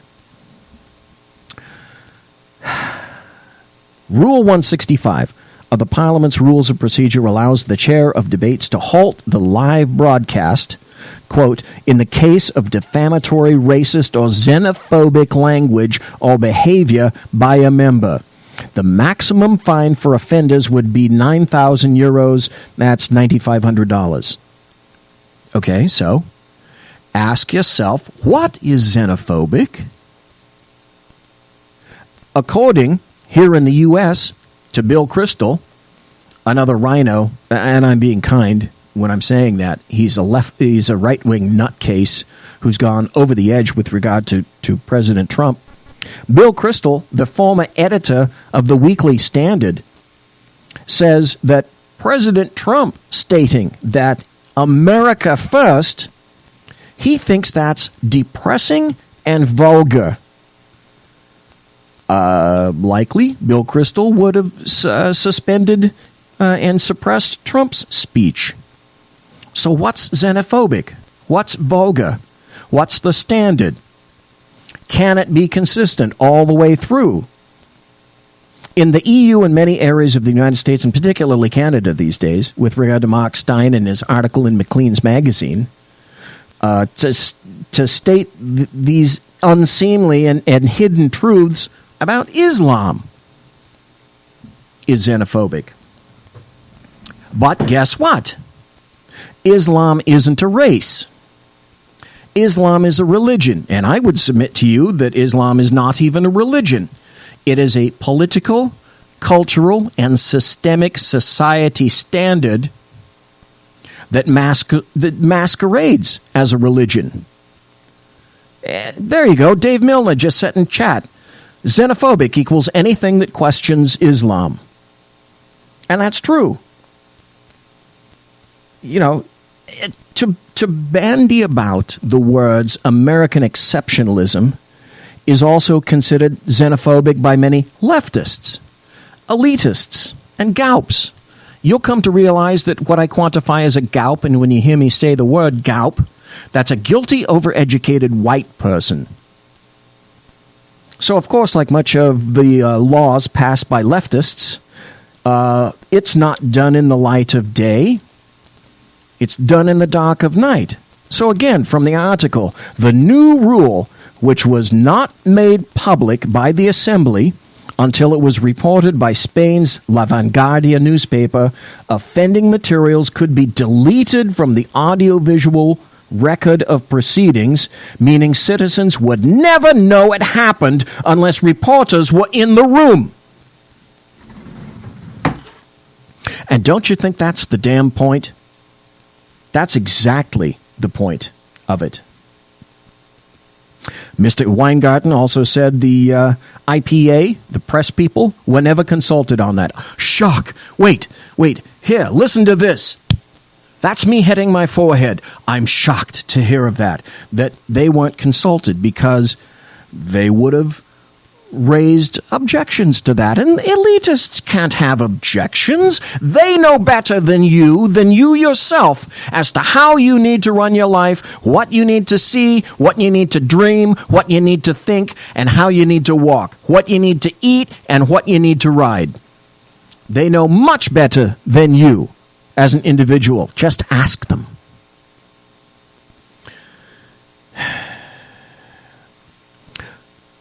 Okay, so when and where were advocates of free speech ever consulted by those who would limit free speech? The answer? BZ asks the question, and then BZ proffers the answer. Never. A technical note seen by the AP outlines a procedure for manually cutting off the video feed, stopping transmission to the in-house TV monitors, and breaking the satellite link to halt broadcast to the outside world. A videotape in 4 languages would be kept running to serve as a legal record during the blackout. A more effective and permanent system was being sought. It is also technically possible to introduce a safeguard time delay so broadcasts appear a few seconds later. This means they could be interrupted before offending material is aired. Oh, people can't possibly process offending material. Think of their little butterfly wings that would be offended. Stop right there. Offending material? Just who determines the likes of offending material? Correct. Once again, the leftist elitists who demanded the policy in the first damn place. But it's not just about perceived racial speech. It's also about non-PC speech. Already, at the BBC, if you were not aware of this, listen up. At the BBC, all climate change deniers cannot acquire any airtime or employment at anti-Beeb. It's just not popular, wouldn't be prudent. Also, this is what I call BZ's succession of oppression. And it goes like this. It occurs and has occurred and will occur in future topics in these 3 linear phases. Phase 1, tolerance. Phase 2, acceptance. Phase 3, advocacy. The last phase is highly important because these days, in the temper of these times, if you are not an active advocate of most any and all leftist policies, then you are an ist, fill in the blank, or an obe, fill in the blank. You must not just be tolerant or acceptant, you must be an advocate. That's how off the deep end we've gone. And so I may have time to play a couple of minutes of this. This is, again, Tucker Carlson talking to a leftist Todd about the EU parliamentary decision with regard to censoring news. And who decides to do that? Has been given new powers. If he decides a member's ideas are racist or xenophobic, he can halt the television broadcast of that speech and also purge the video from parliamentary archives, making it as though the speech never happened. Richard Corbett is a member of the British Labour Party. He represents Yorkshire and the Humber in the European Parliament. He was a top proponent of this new measure. Mr. Corbett, thanks for joining us tonight. My pleasure. So can you be specific as to which ideas you're banning? What are the standards for ideas that are not allowed to be expressed, and who decides? Standards? What standards? The Parliament as a whole voted for this measure to prohibit the use of racist and xenophobic language, and empowered the President as a fallback, as a safeguard in certain cases, to be able to stop the live transmission of broadcasts. Now, this is, of course, something that is quite, on the face of it, quite draconian. So, do you think? The presiding officer, the Speaker of the Parliament, as it were, is only likely to use this in an extreme situation. What concerned the Parliament, and this rule, by the way, was worked on by a working group with all the different party groupings in the Parliament, from the left to the right, right across the spectrum. What they were worried about was what happens if in the European Parliament, which, by the way, is elected by proportional representation, so we have a very wide range of views in the European Parliament, what happens if a group of members come in, for instance, with banners and start saying things like, you know, all Jews to the gas chamber or something like that? Should they be able to use the broadcasting facilities of the Parliament to get that message out to a wider public? Not like that hasn't happened before. Not like there haven't been actual outright brawls in Parliament. Certainly in the UK, that's never happened before, has it?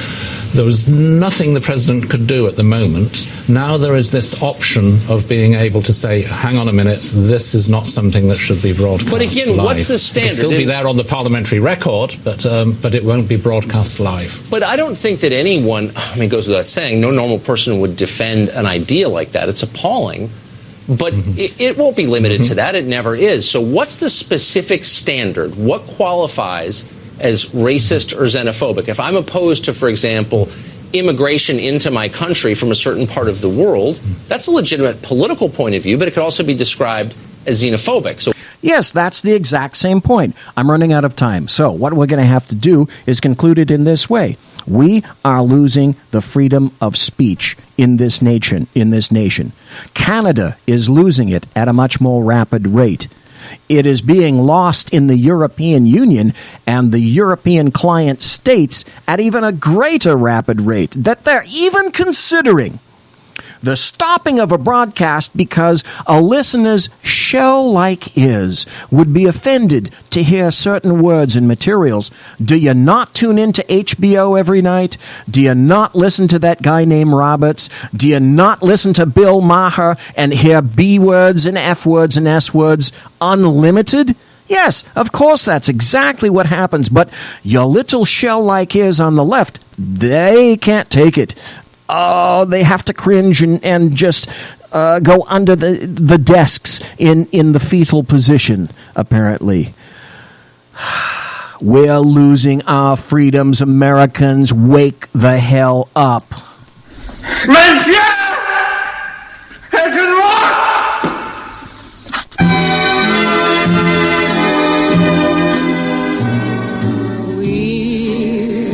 Ladies and gentlemen, boys and girls, children of all ages, thanks for listening to the Bloviating Zeppelin's Berserk Bobcat Saloon on the SHR Media Network. Tonight's Thursday show was called The Aftermath, which is all the shite that I couldn't put into the Tuesday show.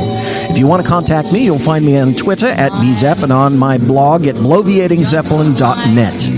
My original intro music at the beginning of the show is by Possessed Tranquility. They can be found at reverbnation.com. Promotional considerations for the saloon is by Lockheed Martin Skunk Works and the Boeing Company. If it ain't Boeing, I ain't going. Folks that I know, tell them all my wonderful tiaras are by My Little Pony. They'll be happy to know. And once again, thanks to my personal KC-135 Kettle One refueling team.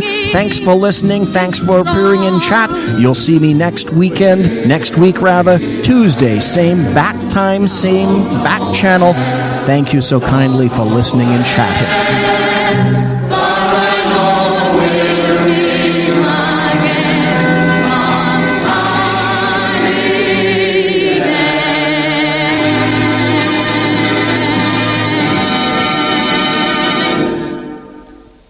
Quiet down now and get some sleep. Good night, everybody. Good night, Mama. Good night, Ben. Good night, everyone. Good night, Mama. Good night, Daddy. Good night, children. Good night, Daddy. Good night, Elizabeth. Good night, John Boy. Good night, Jim Bob. Good night, Jim Bob. Good night, Jim Bob. What's going on? I was asleep. What's everybody doing? Good night, Jim Bob.